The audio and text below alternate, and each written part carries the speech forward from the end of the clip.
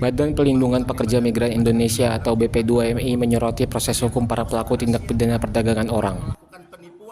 Kepala BP2MI, Beni Ramdhani mengatakan hingga kini penanganan dilakukan aparat penegak hukum atau APH belum menjerat para bandar atau mafia dalam TPPO.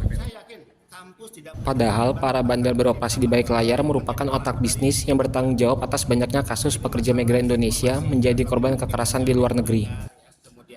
Menurutnya, proses hukum yang belum menyentuh para mafia ini menjadi pemicu kasus TPPO dengan berbagai modus terus memakan korban. Bahkan intelektual seperti mahasiswa turut jadi korban. Ironinya, berdasarkan penelusuran BP2MI, para mafia TPPO tersebut justru berkomplot dengan orang-orang yang diberikan kekuasaan oleh negara, termasuk oknum APH dan lembaga terkait. Sementara para pekerja migranlah yang harus menanggung kekerasan fisik, kekerasan seksual, bahkan hingga meninggal dunia akibat menjadi korban para mafia TPPO. Ia mencontohkan adanya oknum anggota Polri, TNI, pegawai lembaga pemerintahan, bahkan hingga pegawai BP2MI yang terlibat dalam pengiriman pekerja migran Indonesia secara ilegal.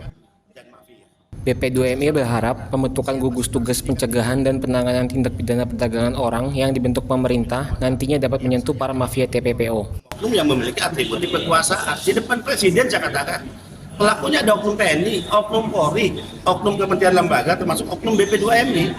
Urusan BP2MI urusan saya dong membersihkan, tapi urusan lembaga lain saya minta pimpinan berani juga mengambil tindakan kepada mereka yang terlibat, kan itu. Nah, sejauh ini mohon maaf dengan segala hormat, yang baru diseret ini kan hanya kaki tangan, hanya calo. Kapan bandarnya? Kapan tekongnya diseret ke penjara? Saya ingin ada efek jerah. Saya ingin negara tidak kalah melawan para sindikat dan mafia. Saya katakan, republik ini tidak diproklamirkan untuk para pejabatnya duduk satu meja, ya, makan siang bersama, minum kopi sama-sama dengan para sindikat penempatan ilegal, tidak.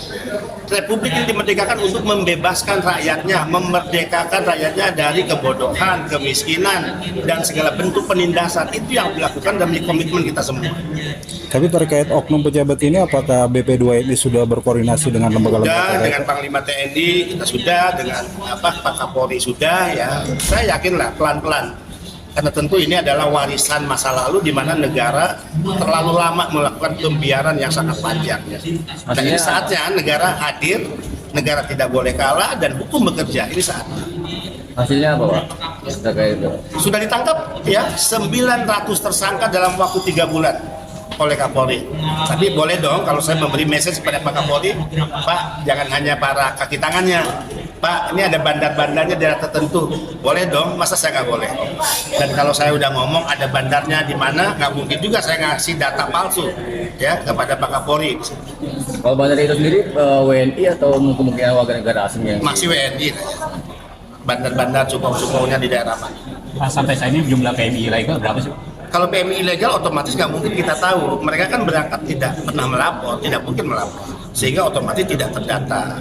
Tapi kalau World Bank menyatakan ada 9 juta orang di luar negeri, maka dispute angka ini yang dipastikan jika tidak tercatat mereka ilegal.